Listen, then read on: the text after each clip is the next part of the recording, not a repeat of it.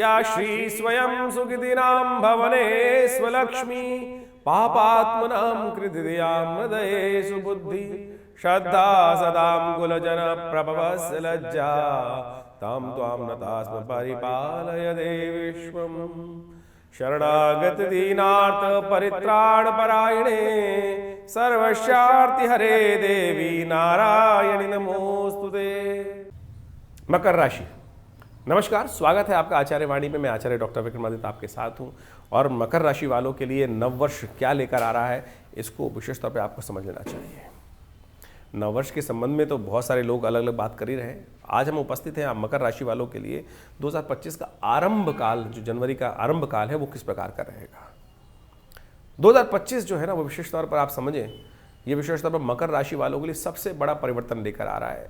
सबसे बड़ा भार आपके सिर से कटने के योग बन रहे हैं। बहुत बड़ा भार आपके जीवन से दूर हो जाएगा। जो 7.5 का भाव चल रहा था, तो ये वर्ष 2025 आपके लिए बड़ा महत्वपूर्ण है। लेकिन थोड़ी सी हिम्मत जगाने की ज़रूरत है भैया इस वक्त मकर राशि वालों। शनि महाराज तो जाते हुए हैं और कहा जाता है, पुरानी कहावत है, जाते हुए शनि कई बार देखे भी जाते हैं। लेकिन समस्या क्या है कि इस वक्त जो आपकी राशि के अनुसार से जो मंगल महाराज है ना, वो बड़े कमज़ोर अवस्था में चल रहे हैं। वो हिम्मत जगाने नहीं दे रहे हैं, वो ताप जो है उससे बाहर आने नहीं दे रहे हैं। वो क्या कहा जाता है कई बार कि दूध का जला छाछ भी फूक फूक के पीता है ना, वो सफ़ेद रंग से ही एलर्जी हो जाती है। कई बार दूध का जला हुआ व्यक्ति होता है, सफ़ेद रंग आते ही सामने से भयग्रस्त हो जाता है। आपको चिंता त्यागने की ज़रूरत है। इन दिनों मंगल थोड़े कमज़ोर चल रहे हैं और ये वर्ष जो है 2025 मंगल प्रधान वर्ष है। बस अगर आपने मंगल का उपाय कर लिया और ये जनवरी का पहला महीना, पहला अवसर, जो जनवरी में पहला भाग जो है ना, बहुत मंगल को ठीक करने का बहुत महत्वपूर्ण है। क्योंकि ये वर्ष जो आरंभ हो रहा है 2025 आरंभ हो रहा है, रात्रि में जब 12 बजे घड़ी बजेगी तो मंगलवार ही होगा उस समय पे। और मंगल चल रहे हैं सबसे कमज़ोर अवस्था में, इस वक्त कर्क राशि में चल रहे हैं, सम्मुख चल रहे हैं आपकी राशि के दृष्टिकोण से। इसलिए मंगल का उपाय करना बहुत ज़रूरी है। मंगल को मनाए जाओ और सर्व अमंगलों को दूर करे जाओ। मंगल भवन अमंगल आए, भगवान का स्तवन करने का प्रयास करें। हम आपको समझाते हैं कैसे योग बन रहे हैं आपके लिए। 1 तारीख बात कर लेते हैं जनवरी की, बुधवार का अवसर, द्वितीया तिथि है। नववर्ष की बहुत बहुत शुभकामना आपको। नववर्ष बहुत मंगलमय आपके लिए होना चाहते हैं। और ग्रह नक्षत्रों का योग यदि हम पहले दिन बात करें कि 1 और 2, 3 तारीख की बात करें, तो आपके लिए बड़ा शुभ बनकर आया है। आपकी राशि में ही चंद्रमा विराजमान है, बृहस्पति से दृष्ट है, नवम भाव पंचम बैठे हुए बृहस्पति। तो ये योग आपके लिए अच्छा है, आपके लिए मेहनत का फल देने वाला है। इसलिए पॉजिटिव होकर कम से कम सुबह सुबह सबको विश करें, बढ़िया तरीके से सबके साथ कनेक्ट बनाने का प्रयास करें। और कनेक्ट बनाकर रुके हुए काम भी पूरे करने के योग बन सकते हैं। ये 2-3 दिन आरंभ का जो 2-3 समय है, ये आपके लिए बहुत बढ़िया बनता हुआ दिखाई दे रहा है और ये आपकी स्थिति को बहुत बढ़िया से प्रशस्त करता दिखाई दे रहा है। गज केसरी योग निर्माण होकर आपकी राशि में ही बन रहा है ये योग, तो उसका पूर्ण लाभ लेने का आपको प्रयास करना चाहिए। कहा जाता है ना, बुद्ध सब शुद्ध। तो कोई भी कार्य निर्द्वंद भाव से आगे बढ़ने का प्रयास करें, सब शुद्ध है आपके लिए, सब बढ़िया है। बहुत बढ़िया से ये नववर्ष की वेला आपके लिए कुछ नया उदय करने के लिए इस वक्त आई है। आपके लिए बहुत शुभ हो, ऐसा आशीर्वाद आप सबको, और इसकी कृपा से आपके लिए बहुत सारे वारे न्यारे होने के योग बन सकते हैं।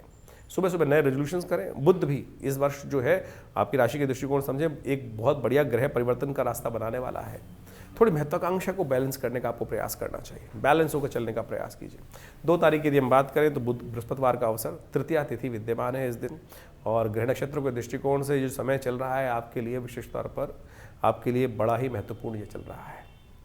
ऐसे में थोड़ा बृहस्पति को ताकत दे दीजिए, क्योंकि बृहस्पति इन दिनों वक्री चल रहे हैं। चंद्रमा पर दृष्टि तो डाल रहे हैं, लेकिन थोड़े से वक्री हैं। तो पुण्य कार्य करने का प्रयास करें। थोड़ी पीली चीज़ों का दान, थोड़ी चने की दाल इत्यादि जो हो तो गाय को खिला दीजिए।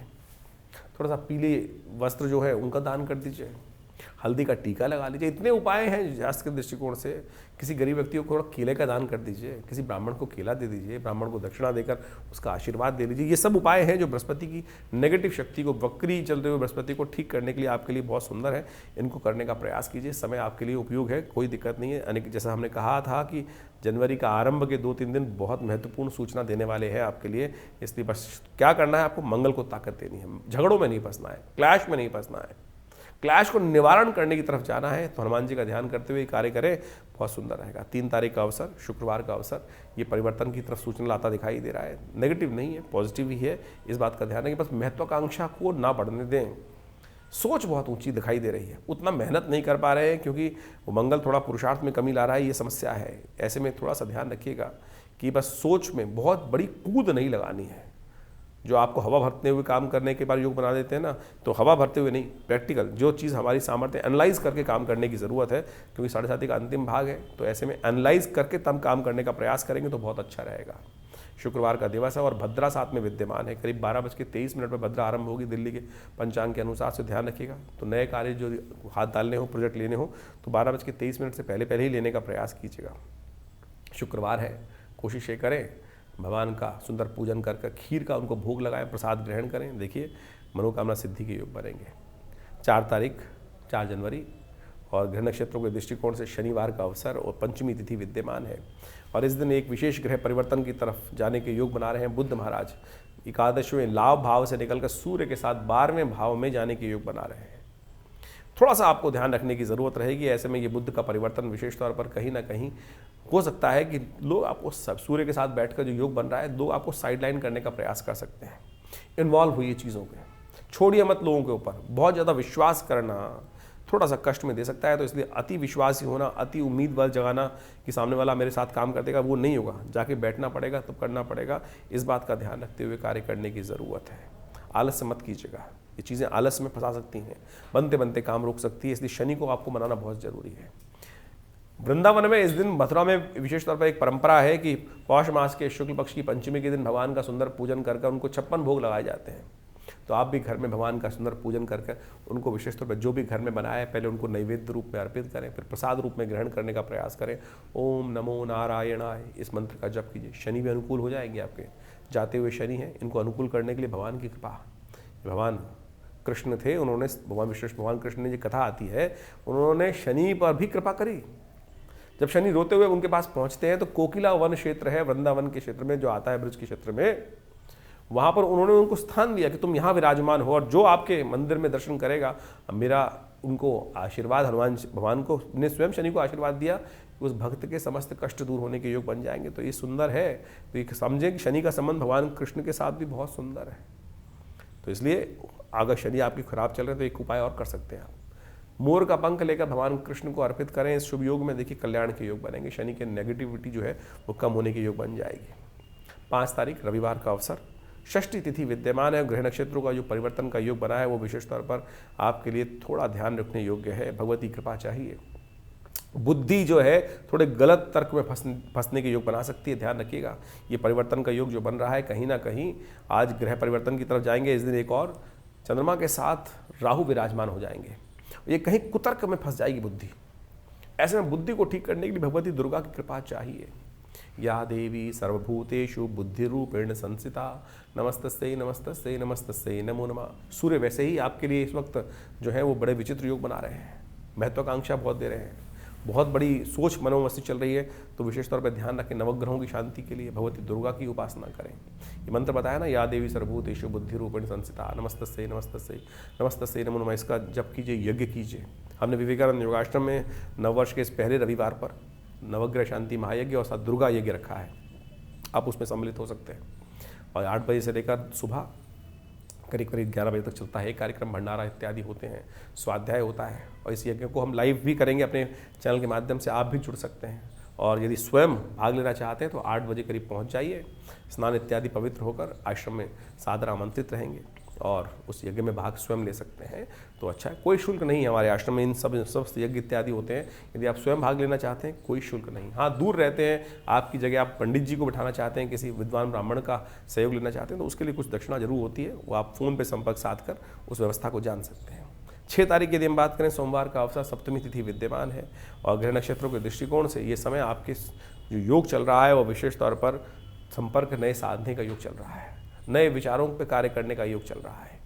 नए विचारों को प्रतिपादित करने का समय चल रहा है। थोड़ा सा आप यदि मोटिवेट करें लोगों को कि अपनी बात को लोगों के समक्ष रखें, सही रूप से रखें। और देखिए, एक बात से रखेंगे तो यहाँ चांसेस हैं, क्योंकि शुक्र के साथ शनि विराजमान है, चंद्रमा के साथ राहु विराजमान है, द्वितीय तृतीय भाव में ये योग आपकी राशि के दृष्टिकोण से बन रहा है। तो ये कहीं ना कहीं इससे आप लाभ मिल सकता है। इसलिए सही से दोस्ती का, संपर्कों का, मित्रता का लाभ उठाने का दिन दिखाई देता है और अपनी बात को रखने का दिन दिखाई देता है। यदि सही रूप से बात रख लेंगे ना तो कहीं ना कहीं कोई ना कोई रास्ता आपको मिल सकता है। ये साफ साफ योग है। सोमवार का अवसर है। सफ़ेद चीज़ों का दान करना आपके लिए श्रेष्ठ रहेगा। चावल का दान, विशेष तौर पर समस्त जो नेगेटिव प्रभाव है उसको दूर करके हर लेगा आपके लिए। किसी मंदिर में थोड़े चावल लेकर छोड़ाइए। कहीं बहुत सारे लोग विदेश से हमें फ़ोन करते हैं, यहाँ तो कोई दान लेता नहीं है। अरे मंदिर तो है ना, देवस्थल तो है ना, थोड़ा चावल वहाँ जाके मंदिर में रखाइए, आपका काम पूरा। ये देखिए, भगवान को सब कुछ समर्पण भगवान को ही करना है आपको। और हम तो आश्रम पे यज्ञ करते हैं तो सबसे बढ़िया क्या कार्य करते हैं, पात्र कुपात्र बड़ी समस्या होती है कि सही पात्र नहीं मिलता लोगों को। तो यज्ञ एक ऐसी चीज़ है, संसार का सर्वश्रेष्ठ कर्म है, यज्ञ वही श्रेष्ठतम कर्म शास्त्र कहता है। क्योंकि आहुति जो हम देते हैं वो भगवान को ही अर्पित करते हैं। भगवान से बढ़िया तो कोई है नहीं। जलाते नहीं अग्नि के अंदर, लोग कहते हैं भैया जला के घी जला दिया। ये सब वातावरण को भी शुद्ध करता है और साथ साथ सबसे सुंदर योग बनाता है। तो इसको सही रूप से समझने की आवश्यकता है। 7 तारीख मंगलवार का अवसर, अष्टमी तिथि विद्यमान है और ग्रह परिवर्तन का योग बना रहे हैं। और ये परिवर्तन आपके लिए कहीं ना कहीं आप कुछ ना कुछ रास्ता नया देने के योग बना रहा है। केवल मंगल को ताकत देने की आवश्यकता है। इन दिनों मंगल आपके बहुत कमज़ोर अवस्था में कर रहे हैं। सब कुछ मेहनत करने के बावजूद भी उतनी मेहनत आपसे हो नहीं रही है। सोच बहुत ऊंची है लेकिन उसके लिए उतनी प्रयास नहीं हो पा रहे हैं। आवश्यकता है सामर्थ्य की, शक्ति की, और वो हनुमान जी से प्राप्त होगी क्योंकि मंगल का कंट्रोल हनुमान जी के पास ही है। सामर्थ्य का, पुरुषार्थ का प्रभाव हनुमान जी के पास ही है। हनुमान जी जब किसी के साथ जुड़ जाते हैं ना, तो जहाँ नहीं भी बनने वाली बात वहाँ बनवा देते हैं। एक तुलसी बाबा की कथा है कि कैसे उनको हनुमान जी के दर्शन हुए, हनुमान जी ने कैसे उनको राम जी से दर्शन कराए। हमने आपको एक भाव कहा कि ये भगवान के साथ जुड़ जाता है कोई व्यक्ति तो समस्त काष्ट हो जाता है। लेकिन हनुमान जी एक ऐसे देव हैं कि यदि आप उनके साथ जुड़ गए ना और वो आपके साथ उसके बाद जुड़ जाए तो आपके मनोरथ कैसे सिद्ध कराते हैं, साक्षात भगवान के दर्शन नहीं भी होने वाले होंगे तब भी पकड़ के करा देंगे। ये इस हनुमान जी की कथा से आपको समझने को मिलेगा, जो हमने आपके लिए विशेष तौर पर हम बताते हैं आपको क्या कथा है। आपको समझने की आवश्यकता है भारतीय संस्कृति में जो विशेष तौर पर विशेष घटनाएं घटी हैं हमारे देश में, हमारी संस्कृति में, उनको हमने शास्त्रों में इंगित किया है। तुलसी बाबा के संबंध में जिनको साक्षात भगवान के दर्शन हुए, उस कथा का विवरण यदि आप पढ़ लें तो समझ में आएगा कि आपको विशेष तौर पर कष्ट से निवारण का रास्ता प्राप्त होगा। कहा जाता है कि तुलसी बाबा नित्यपति पूजा करते थे और पूजा करते हुए एक थोड़ा सा लोटा जल से पीपल के पेड़ पे अवश्य डालते थे। और पीपल के पेड़ पर कहा जाता है कि कुछ नित्यपति डालना एक योग था, ही डालना ही डालना था पीपल के। हमारी संस्कृति में इस बात को विशेष तौर पर बताया गया है। देव कृपा से उस पेड़ पर एक प्रेत का निवास था और नित्यपति जब सुबह के समय जाते हुए उस पर पेड़ पर पानी डालते ही थे। कहा जाता है कि कुछ वर्ष बाद, कुछ समय बाद उस जो पेड़ पे प्रेत था उसकी तृप्ति हुई और उन्होंने बाबा को दर्शन दिए। बाबा ने कहा कि मैंने तो ऐसा कोई कार्य किया नहीं, ज्ञान वर्धक के अनुसार से कि तेरी तर्पण हुआ हो, तेरी तृप्ति हुई हो। तो प्रेत महाराज ने बोला कि भगवान की आपकी कृपा से बस बहुत बढ़िया मेरी तृप्ति हुई और मैं बहुत वर्षों से यहाँ वास कर रहा था और मेरे को कोई रास्ता नहीं मिल रहा था। आपके पुण्य प्रताप से, इस जल से मुझे पुण्य की प्राप्ति हुई, तृप्ति हुई। तो आप मुझसे वरदान मांग लीजिए, मैं आपका क्या सहायता कर सकता हूँ। तो तुलसी बाबा के मन में भाव आया कि अरे बस तुम प्रेत हो तो कोशिश कर हनुमान जी से मेरे दर्शन करा दो, हनुमान जी से मिलने का रास्ता बता दो। तो कहा जाता है, कथा आगे चलती है तो उसमें कहा जाता है कि हनुमान जी, प्रेत ने कहा देखिए मेरी इतनी सामर्थ्य कहाँ कि मैं हनुमान जी का आपको दर्शन करा दूँ, लेकिन एक भाव बता सकता हूँ कि उस जगह पर, एक जगह जो बनारस के अंदर एक कथा होती है और वहाँ हनुमान जी आते हैं। यदि आप उनको पहचान पाए तो उनके दर्शन बस आपको हो जाएंगे। बोले ऐसे कैसे पहचानूंगा? तुलसी बाबा ने कहा जाता है कि उन्होंने, प्रेत ने बताया कि वो सबसे पहले आते हैं, सबसे आखिरी में जाते हैं और उनको आप जाकर खुद ही पहचानना पड़ेगा। तुलसी बाबा वहाँ गए और देखते रहे कुछ दिन तक। एक वृद्ध आते थे, सबसे पहले कोढ़ी थे और वो सबसे पहले आते, सबसे बाद में जाते। तुलसी बाबा ने, अंतर ज्ञान तो था ही, पुण्य तो था ही, जाकर उस वृद्ध के पैर पकड़ लिए। थे वो हनुमान जी। कथा को लंबा ना करते हुए बताऊं कि हनुमान जी के जब चरण छोड़े नहीं सब कुछ, तो बाद में हनुमान जी को अपना प्रत्यक्ष रूप दिखाना ही पड़ा। आपकी श्रद्धा की आवश्यकता है, आपकी श्रद्धा की आवश्यकता है, विश्वास की आवश्यकता है। हमारा विश्वास ही नहीं जागता है। और कहा जाता है कि बस उनको जब चरण पकड़े तो भगवान, तुलसी बाबा ने एक ही बात कही कि मुझे भगवान के दर्शन करने हैं। तो वो उनकी कृपा से ही उस चित्रकूट के घाट पर जब वो लेके गए और दर्शन भी ऐसा कराया कि एक बार उनको लगाया कि विशेष तौर पर, अभी तो आए थे दर्शन करने के लिए, कुछ कथा को मैं लंबा नहीं कर रहा हूं लेकिन विश्वास जगाने की कोशिश कर रहा हूं, आपको समझे कि ये भाव का खेल है कि भगवान आए और उनको पहचान नहीं पाए। तो भगवान जी आके बोलते हैं अरे अभी तो आए थे, अभी तो आए थे, जिनको दर्शन नहीं किया तूने। तो कहा जाता है दोबारा फिर भगवान की कृपा से, साक्षात हनुमान जी की कृपा से, गुरुदेव की कृपा से हनुमान तुलसी बाबा को साक्षात भगवान के दर्शन हुए। और कहा जाता है कि एक बार विशेष तौर पर, और काल गणनाएं समझती हैं, एक विशेष तौर पर तुलसी बाबा ने जब रामायण लिख रहे थे तो हर चीज़ भगवान के समक्ष रखते थे। और कई बार मन में अहंकार भी उत्पन्न हो जाता है, कई बार मन में अहंकार हो जाता है। कहा जाता है कि जब उन्होंने एक रामायण में एक सूक्ति लिखी और उसको लिखकर जा रहे थे आगे, और रास्ते में जाते हुए उसी जब हम कुछ लिखते हैं, क्रिएटिव करते हैं, तो क्या होता है कि हम 24 घंटे उसी विचार में मनोमस्तिष्क को लगाए रहते हैं, उसी विचार को मन में लगाए रहते हैं। कहा जाता है कि तुलसी बाबा ने उस दिन वो एक पद्य लिखा था, तो तुलसी बाबा ने पद्य लिखा था, सिया राम में सब जग जानी, करहूं प्रणाम जो रिजुग पानी। सिया राम में सब जग जानी, वही मंत्र, वही भाव रखा। अरे क्या लिखा गया, सब कुछ है भगवान की कृपा से। तो लेकिन कहा जाता है कि इसी भाव में लाल लंगोटी पहनते थे। कथा बड़ी प्रसिद्ध है, लोगों ने शायद समझ नहीं आओ, बहुत बात सुनी भी होगी। तो जा रहे थे रास्ते में एक बालक आया छोटा। उस छोटे बालक ने कहा, अरे बाबा आगे मत जाओ, आगे दो सांड लड़ रहे हैं। अब तुलसी बाबा ने वो भाव लिखा था, सिया राम में सब जग जानी, करहूं प्रणाम जो रिजुग पानी। यानी सिया राम में, इस संसार में सब कुछ सिया राम में है, तो काय को बोले इनसे काय डरना है। अब सामने दो सांड आपस में लड़ रहे थे और उन्होंने तो कहा, करे नहीं ये भी भगवान सिया राम में है। अब सांड ने देखा कि लाल लंगोटी पहन के कोई आ रहा है, तो जो सुताई हुई, कहा जाता है कि जिस पास भाव हुआ, तो वापस आए, बोले जब लगा गई चोट, वापस आए, बोले फाड़ने लगे, ये गलत लिखा मैंने, ऐसा नहीं, ये कुछ और लिखना है। कहा जाता है हनुमान जी स्वयं आके पकड़ लिए हाथ, बाबा के हाथ पकड़ लिए। हनुमान जी ने आकर, अरे गलत नहीं लिखा तूने, ठीक लिखा। बोले कहाँ, ये जब सामने सिया राम में सब जग जानी। बोले बाबा, अरे बाबा सुनो, कि जब एक बालक ने आके तुम्हारे हाथ को पकड़ा था, कि कहा था, समझाया था कि आगे मत जाओ, तो उसमें तो तुमने सिया राम में नहीं जाना जग में, तो वो भी तो सिया राम में थे। भगवान ने आके समस्त तुम्हारे सामने उनको हाथ पकड़ के रोकने का प्रयास किया, तब तुमके मन में भाव नहीं उत्पन्न हुआ। क्यों? क्योंकि वो भाव, नेत्र जो है, हमारे जो विचार है, हम सही चीज को हर जगह देख नहीं पाते, कारण तो यही है। तो ये समझे कि हमारे समर्पण की आवश्यकता है। तो हम इस भाव को हमें समझने का प्रयास करना चाहिए कि ये सब चीजें बिल्कुल शुद्ध रूप से हैं, बिल्कुल। तो अहंकार कई बार हो जाता है।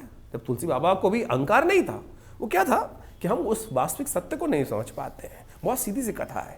तो इस कथा के माध्यम से आप समझें समर्पण की आवश्यकता है। तो ग्रह नक्षत्रों के दृष्टिकोण से जो ग्रहों का योगायोग चल रहा है, वो चलेगा, बिल्कुल चलता रहेगा। तो इसलिए कोशिश ये करें अपने जीवन में समर्पित भाव से। बड़ा सुंदर योग बन रहा है, अष्टमी तिथि का सुंदर योग है, साथ में मंगलवार पड़ रहा है, और इस बार का वर्ष भी मंगल से आरंभ हुआ है। तो हमने इस मंगलवार पे विशेष तौर पर 7 तारीख को मंगलवार जो पड़ रहा है, आश्रम में सुंदर कांड का सुंदर पाठ रखा है। शाम के समय रहेगा, सर्दी है, लेकिन भगवान की कृपा से सुंदर पाठ रहेगा। तो आप भी इसमें सम्मिलित हों। देखिए, मंगल का ग्रह का योग इस बार बिल्कुल ठीक नहीं चल रहा है। मंगल क्षीणस्थ अवस्था में है।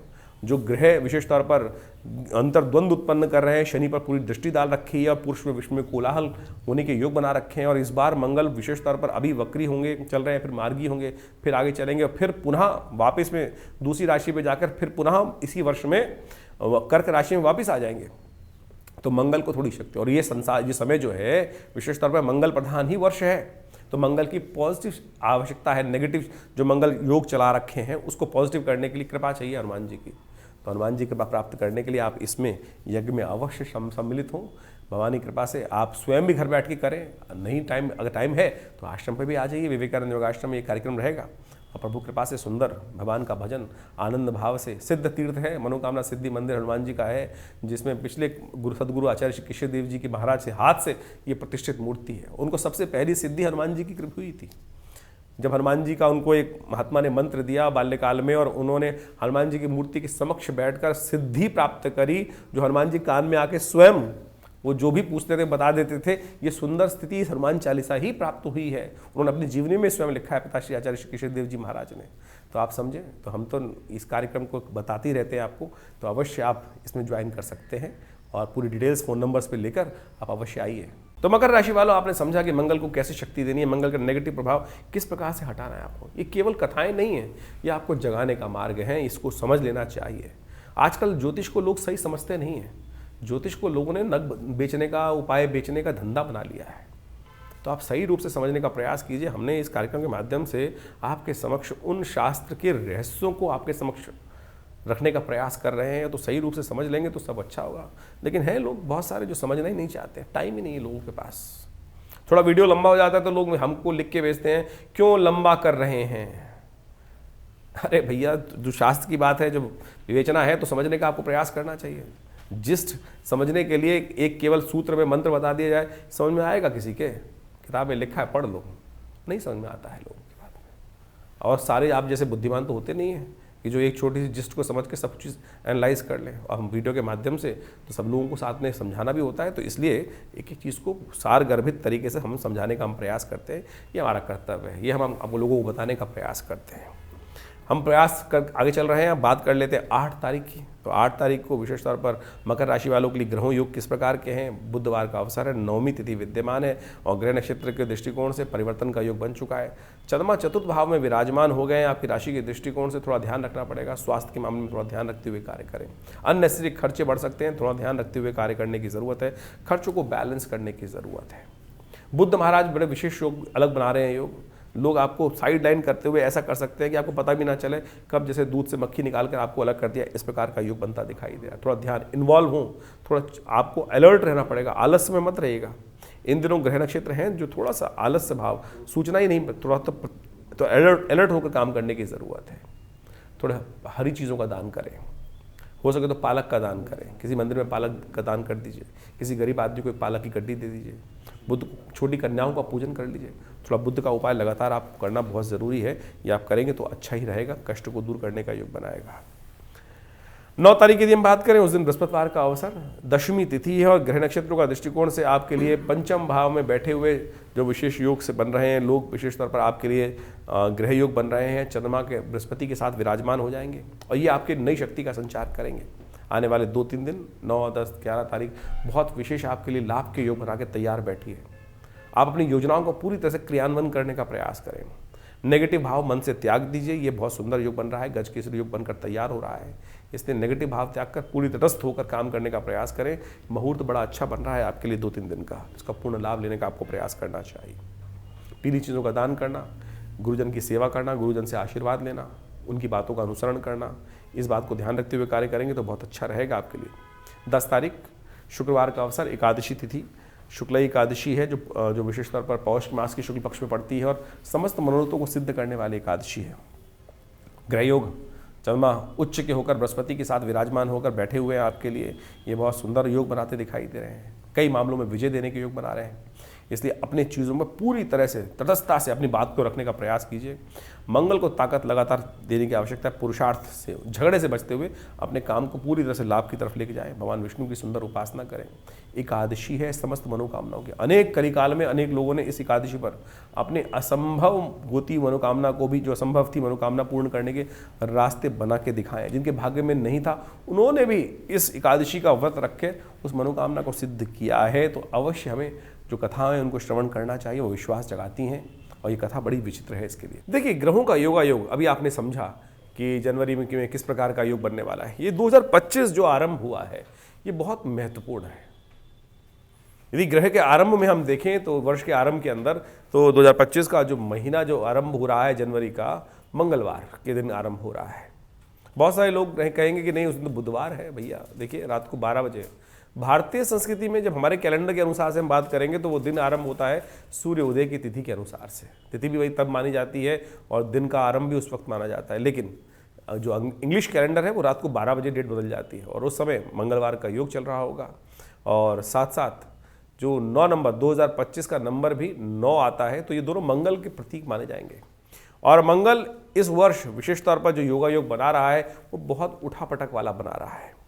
और 2025 के अंदर यदि ग्रहों के दृष्टिकोण से आप देखें तो शनि और उसके आरंभ में देखें, शनि और शुक्र की युति जिस प्रकार से और उस पर मंगल की दृष्टि है, ये विश्व के अंदर कोलाहल उत्पन्न करने के योग देती है, अशांति को बढ़ाती है, तनाव को बढ़ाती है। और 2025 में कई प्रकार की और भी ग्रहों का योगा योग जो है, अब इंडिविजुअल आपकी राशि के दृष्टिकोण से तो आपने समझा, लेकिन जनरल तौर पे आपको ये समझ लेना चाहिए जो ग्रहों का योगा योग जो है 2025 के अंदर कई प्रकार की स्थिति तनावयुक्त विश्व को की तरफ ले जाने का प्रयास कर सकता है। ऐसे योग बन सकते हैं।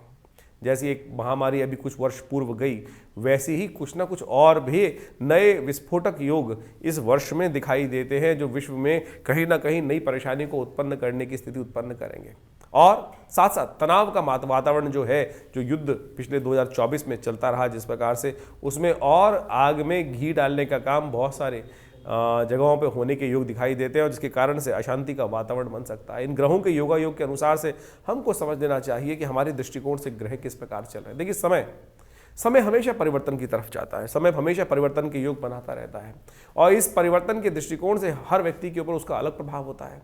ऐसा नहीं है कि जब विश्व में कहीं ना कहीं कष्ट हो रहा होता है तो सभी परेशान होते हैं, कहीं ना कहीं किसी का भाग्य भी जागता है, बहुत सारे लोग भाग जागते हैं और बहुत सारे लोगों के लिए नुकसान के योग बनते हैं। वो सारा का सारा आपके ग्रह गोचर के दृष्टिकोण से आपको समझ में आना चाहिए। 2025 में शनि की युति किस प्रकार से है वो हमने आपको एक अलग से आपकी राशि के दृष्टिकोण से पूरा उसका डायलॉग एक उपस्थित किया था, जिसके अंदर हमने बताया था, समझाया था कि शनि इस बार जो है परिवर्तन के योग बना रहे हैं और ये 2025 वो ऐसा वर्ष है जिसमें समस्त ग्रह परिवर्तन की तरफ जाने वाले। कोई भी एक ग्रह, यानी नवग्रहों के अंदर आमतौर पर विश्व हमेशा वर्ष में ऐसा ही होता है कि कुछ ग्रह बदलते हैं, कुछ ग्रह अपने भाव में स्थिर रहते हैं, अपने ही ग्रह में चलते रहते हैं। लेकिन इस 2025 में समस्त ग्रह परिवर्तन की तरफ जाने वाले, समस्त ग्रह परिवर्तन का युग बनाने वाले और ये परिवर्तन युग जो है, ये विशेष तौर पर वर्ष जो है परिवर्तन युक्त ही रहने वाला है। मंगल विशेष तौर पर पुरुषार्थ की ग्रह है और इस मंगल वाले ग्रह में 2025 में जो विशेष तौर पर योग मंगल के दिन ही आरंभ हो रहा है 2025, इसमें बहुत उठापटक के योग बनते दिखाई दे रहे हैं। इसमें राहु ग्रह भी परिवर्तन की तरफ जाएंगे, जो मई के बीच में जाएंगे। शनि भी परिवर्तन की तरफ जा रहे हैं मार्च के अंत में। बृहस्पति भी परिवर्तन की तरफ जा रहे हैं और बृहस्पति तो एक नहीं, इस बार जो है 3 राशि में परिवर्तन का योग बनाएंगे। पहले एक राशि में रहेंगे, फिर दूसरी में आएंगे, फिर वापस उसी राशि में आ जाएंगे और कई बार विभिन्न प्रकार के योग इस बार बनते दिखाई दे रहे हैं। तो आपको बिल्कुल सिलसिलेवार तरीके से इस ग्रहों के योगा योग को समझते रहना पड़ेगा। बहुत तेज गति से चलने वाला है वर्ष। हमने एक जो आपके समक्ष एक आपकी राशि के अनुसार से एक जो वीडियो बनाया था, उसके अंदर ये बताया था कि बृहस्पति कितनी तेज गति से इस बार विभिन्न राशियों को परिवर्तन करने का जो पूरा कालचक्र के अनुसार से बृहस्पति एक वर्ष में एक राशि को पार करते हैं। इस बार इस करीब यदि हम बात करें 2025 के अंदर 3 भावों को परिवर्तन, मतलब 3 राशि में परिवर्तन का योग बनाएंगे। पहले एक राशि में रहेंगे, फिर दोबारा दूसरी राशि में जाएंगे, फिर परिवर्तित करके वापस आ जाएंगे। मार्गी, वक्री, कई प्रकार के योग बनते दिखाई दे रहे हैं। तो आपको इस साल को बहुत सिलसिलेवार तरीके से समझ के अनुसार से बहुत चीज़ों को देखते हुए समझने की आवश्यकता रहेगी। तो यदि आप उन सब चीज़ों को समय समय पर जो हम आपके समक्ष उपस्थित करते रहेंगे वार्ताओं को ज्योतिष के दृष्टिकोण से समय की चाल को पहचानते हुए यदि कार्य करेंगे तो आपके लिए बहुत अच्छा आपकी राशि के दृष्टिकोण से समझ सकते हैं। देखिए, बहुत सारे लोग कई बार हमारे इस चैनल पर वीडियो देखने के बाद, हमारे इन कार्यक्रमों को देखने के बाद ये बोलते हैं कि संसार में तो करोड़ों लोगों की एक ही राशि होती है। जी हाँ, बिल्कुल करोड़ों लोगों की एक राशि होती है, लेकिन राशि के दृष्टिकोण से आप समझ सकते हैं। गोचर के दृष्टिकोण तो एक ही देखे जाएंगे। ज्योतिष के कई प्रकार से काल गणनाओं को समझा जाता है। एक तो आपकी जन्मपत्री के अनुसार से, एक विशेष तौर पर कालचक्र को समझते हुए राशि के दृष्टिकोण से भी तो गोचर का प्रभाव देखा जाता है और वो तो 12 ही है। तो उसके दृष्टिकोण से बहुत कुछ जाना जा सकता है, बहुत कुछ समझा जा सकता है। जैसे इसको ऐसा समझ लें, बहुत सारे लोग इस प्रकार के समझने का हम प्रयास कर सकते हैं। बारिश तो एक क्षेत्र में हो रही है, अब जिस प्रकार का जिसका घर है उस पर उस प्रकार का प्रभाव होगा। तो ये किसी के पास अच्छा मकान है, बढ़िया है, खूब बढ़िया तरह से सुंदर व्यवस्थाएं है, तो उसके लिए बारिश आनंददायक हो सकती है। लेकिन वही व्यक्ति जो झोपड़ी में बैठा है उसके लिए वही वर्षा जो है वो कष्टकारी योग बना सकती है। ये डिपेंड करता है कि आपकी ग्रह योग दशा किस प्रकार की चल रही है, दशाएं किस प्रकार की चल रही हैं, अंतर दशाएं किस प्रकार की चल रही हैं और ग्रहों के योगा योग जन्म में आप जब पैदा हुए थे उस समय किस प्रकार के अपने पूर्व जन्म के अनुसार से कर्म के अनुसार से लिखवा के लाए हैं। इसीलिए जन्मपत्री को बहुत अच्छे से विश्लेषण करने की आवश्यकता होती है और हम समय समय पर आपके समक्ष जो ये ग्रह गोचर का प्रभाव उत्पन्न करते हैं उसको तो आप बिल्कुल प्रत्यक्ष रूप से समझ सकते हैं। कई बार एक प्रश्न और लोगों के मन में आता है और बहुत सारे लोग एक बात, हम कौन सी राशि को माने। देखिए, राशियां विशेष तौर पर ज्योतिष के दृष्टिकोण से सबसे इंपॉर्टेंट जो मानी जाती है वो मानी जाती है आपकी चंद्र राशि। जहां आपके जन्म के अनुसार से चंद्रमा विराजमान है राशि में, वहां वो चंद्र राशि में मुख्यतः मानी जाती है। इसके अलावा भी आपका लग्न में कौन सी राशि विराजमान है उसका भी प्रभाव देखना चाहिए। हम ज्योतिष को जब पूरी जन्मपत्री को देखते हैं ज्योतिष के दृष्टिकोण से तो हर चीज़ को एनालाइज करने का प्रयास करते हैं। आपकी नाम राशि कौन सी है, आपकी सूर्य की राशि कौन सी है, फिर आपके षोडश वर्ग में कौन से ग्रह अच्छे से शुद्ध होकर बैठे हैं, नहीं बैठे, कहाँ कौन कौन से योग बना रहे हैं। राशि के दृष्टिकोण से एक ब्रॉडर कैटेगरी में आइडिया तो मिल ही जाता है बहुत सारी चीज़ों को समझने के लिए, और उसका प्रभाव भी वह प्रत्यक्ष रूप से होता है। तो इस बात को हम समझें। बहुत सारे लोग नाम के अनुसार से ही अपनी राशि को देखने का प्रयास करते हैं, वो भी ज्योतिष का एक छोटा सा पहलू है, लेकिन मुख्यतः जन्मपत्री को पूरी से विशेष विश्लेषण करने की आवश्यकता है। जैसे आप इसको ऐसे समझ सकते हैं कि न्यूमरोलॉजी, ज्योतिष के अंतर्गत एक शाखा है जिसका नाम है न्यूमरोलॉजी। आपका नाम, जैसे मेरा नाम विक्रमादित्य है, मैं विक्रमादित्य के लिए स्पेलिंग को जब मैं बचपन में ज्योतिष सीख रहा था तो मैंने देखा कि VIKRAM में लिखता था पहले, और उसका इंटरप्रिटेशन देखा तो वो कुछ बहुत ठीक नहीं आ रहा था, तो मैंने उसमें से ए हटाया, विक्रम का स्पेलिंग रहा, VIKRM किया, VIKRMADITYA, इसको इस प्रकार से कर दिया। तो उसका ऐसा अद्भुत प्रभाव पड़ा कि बिल्कुल जिसका जो न्यूमरोलॉजी के हिसाब से हम कैलकुलेशन करके निकालते हैं, तो ज्योतिष के छोटे छोटे आयाम है लेकिन बहुत महत्वपूर्ण प्रभाव उत्पन्न करते हैं। मेरा कार्य इस कथा को, इस बात को यहाँ समझाने का अर्थ ये है कि जो जिस प्रकार के स्पेलिंग्स यूज़ कर रहा है, कोई VIKRM करके हमको संबोधित करता है तो उसका प्रभाव उसी प्रकार से होगा। कोई मेरे नाम को विक्रम कह के कह रहा है, कोई विक्रमादित्य कह रहा है, कोई आचार्य विक्रमादित्य कह रहा है, तो ये सारे के सारे जो अलग अलग प्रकार के जो नाम के शब्द हैं अलग अलग वाइब्रेशन उत्पन्न कर रहे हैं। जो अच्छा होगा उसका वाइब्रेशन पॉजिटिव निकलेगा, जिसका जितना परसेंट जो वाइब्रेशन पॉजिटिव वाला यूज हो रहा है उसका उतना परसेंट रिजल्ट है। तो इसी प्रकार से आप समझ लीजिए कि आपकी राशि को महत्वपूर्ण तरीके से हमें एनालाइज करने की जरूरत है। एनालाइज ये करें कि आपका जो ग्रह गोचर है कौन सा कुंडली प्रभावी है।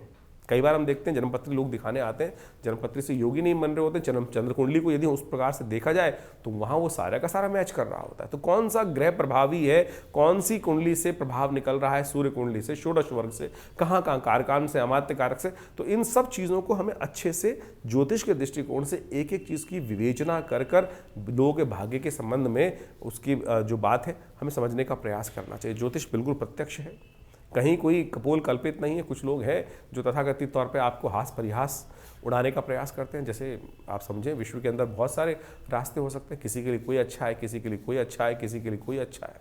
इसको ऐसे समझ सकते हैं कि विश्व में दुनिया में काम करते हैं, कोई कूड़े का काम करता है, कोई हवा का काम करता है, कोई पानी का काम करता है, कोई पेट्रोल का काम करता है, कोई डीजल का काम करता है, किसी और तेल का काम करता है, और इन सब क्षेत्रों में लोगों ने पैसे कमाए हैं, लेकिन इन्हीं सभी क्षेत्रों में बहुत सारे लोगों ने पैसे गंवाए भी हैं। अब ये समझें कि आपके लिए कौन सा क्षेत्र, आपके दृष्टिकोण से आपके लिए कहाँ कोई मिसमैच हो रहा है।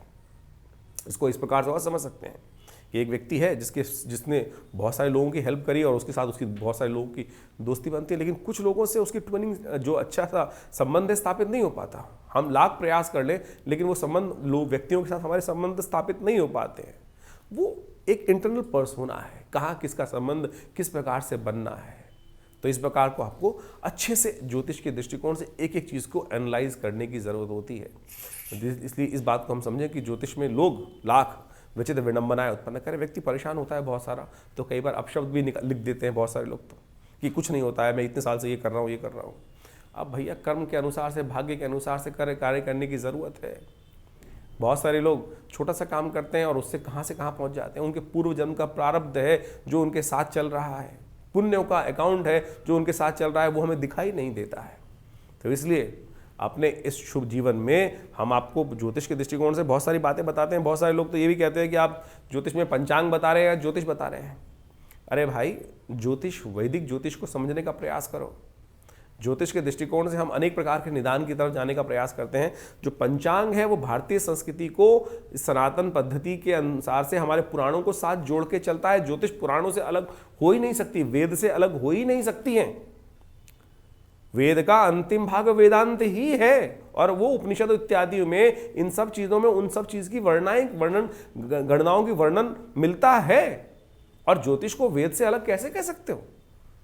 कई लोग तो कहते हैं कि ज्योतिष के दृष्टिकोण से आप कथा सुना रहे हैं या कुछ और कर रहे हैं। भाई मेरे समझो, ज्योतिष जो है वो वेद का ही अंग है। ज्योतिष वेद के, हमारे यहाँ ज्योतिष भारतीय सनातन संस्कृति के अंदर ऐसा नहीं है कि आंख का डॉक्टर अलग, कान का डॉक्टर अलग, मुख का डॉक्टर अलग और पेट का डॉक्टर अलग, साइकियाट्रिस्ट अलग। हमारे यहाँ विद्वान उसको कहा जाता है जो समस्त 6 शास्त्रों का ज्ञाता हो। वो व्याकरण हो गया, वैद्य हो गया, निरुक्त हो गया, इन सब चीज़ों को आप समझने की आवश्यकता है। तो केवल व्याकरण का आचार्य होकर लोग व्यक्ति यदि व्याख्या करेगा और ज्योतिष का उसको गणना है ही नहीं, हर चीज़ में थोड़ा थोड़ा अध्ययन होना चाहिए, चीज़ जिसके बाद आप एक शास्त्र को समझ सकते हैं।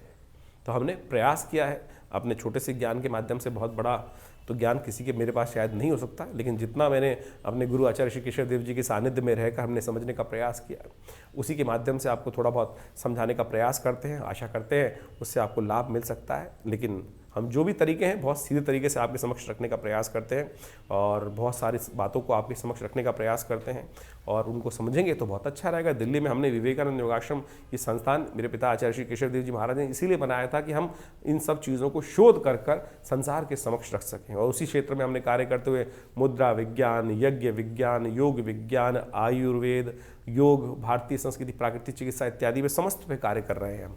करीब करीब 50 से ऊपर पुस्तकें हमारे आश्रम की तरफ से, संस्थान की तरफ से प्रकाशित की गई और वो सब एक एक विषय में इतना ज़बरदस्त कार्य कर रही हैं, चाहे वो ध्यान योग हो, कुंडलनी योग हो और अनेक प्रकार के मार्ग हो। और हम समय समय पर पूरे विश्व में जगह जगह पे जाकर इन भारतीय संस्कृति को प्रचार प्रसार करने का भी कार्य करते ही रहते हैं। तो आप इस बात को सही से समझें और विभिन्न आश्रम में जो कार्यक्रम होते हैं उसमें भी आप सम्मिलित हो सकते हैं। उसके लिए जो आश्रम में कार्यक्रम चलते हैं उसका सागर जगह जगह हम आपको निमंत्रण इत्यादि देने का प्रयास भी करते रहते हैं। जिस प्रकार से अभी इस जनवरी के प्रारंभ के अंदर बहुत सारे कार्यक्रम होंगे, सुंदरकांड के कार्यक्रम रहेंगे, साथ साथ यज्ञ इत्यादि हर रविवार को सामूहिक तौर पर जो उसमें बैठते हैं उसका भी सादर निमंत्रण हम आपके साथ साझा करते रहते हैं और उसमें आप आकर स्वयं यज्ञ में भाग ले सकते हैं। और एक बात और समझिए कि बहुत सारे लोग तो इस प्रकार से कह देते हैं कि भैया आप कुछ धन उपार्जन करने के लिए ये सब तरीके अपना रहे कि हमारे आश्रम में जो यज्ञ संडे इत्यादि में रविवार में होते हैं उनमें हम कोई किसी से शुल्क नहीं रखते, कोई मेंबरशिप नहीं रखते, कुछ भी नहीं रखते। जो आके बैठना चाहते हैं वो स्वयं बैठ सकते हैं, उसके अंदर बैठें, ना तो आपको कोई पैसा देने की आवश्यकता है। हाँ, अगर आप किसी के अपने द्वारा खुद नहीं आ पा रहे हैं, किसी पंडित जी को बैठाना चाहते हैं तो उसके लिए तो दक्षिणा उस बेचारे पंडित जी को तो देना ही पड़ेगा ना, तो उसके लिए जरूर व्यवस्था की जाती है। लेकिन यदि आप स्वयं आना चाहते हैं तो हमारे किसी भी कार्यक्रम में जो बहुत सारे कार्यक्रम, चाहे वो सुंदरकांड चल रहा है, चाहे वो आपको जिस समय से बताया जाता है, उसमें कोई किसी से किसी प्रकार से भी कोई दक्षिणा, धन इत्यादि आश्रम की तरफ से नहीं लिया जाता। और एक बात और, बहुत सारे लोग आज हमारे पास सूचना आती रहती है कि कोई हमारे नाम से बात कर लेते हैं व्यक्तियों से, और तो इस बात का ध्यान रखिए, हमारे आश्रम का दिल्ली में केवल हमारा एक ही आश्रम है जो विवेकानंद योग आश्रम में है और हमारी तरफ से कभी किसी को कॉल नहीं किया जाता है। और कोई अगर कोई कह के हमारे नाम से आपसे बात कर रहा है तो इस बात से सावधान रहे कि हमारे पास कई प्रकार इस प्रकार की बहुत सारी सूचनाएँ आती हैं और हम उसमें देखिए हम प्रयास ही कर सकते हैं आपको अवगत कराने का। इसके अलावा तो आप खुद बुद्धिमान व्यक्ति हैं, खुद बुद्धिमान हैं, तो इसलिए संसार में आज क्या क्या स्थिति चल रही है तो उसके लिए आपको खुद सतर्क रहना पड़ेगा। और ये संस्थान आपके लिए हमेशा साथ में काम करने के लिए बना है। दिल्ली में आप जब भी आएँ आप सादर आमंत्रित हैं विवेकानंद योगाश्रम में, जो हम समय समय पर कार्यक्रम रहते हैं उसका निमंत्रण भी हम आपके साथ साझा करते रहेंगे। धन्यवाद, नमस्कार।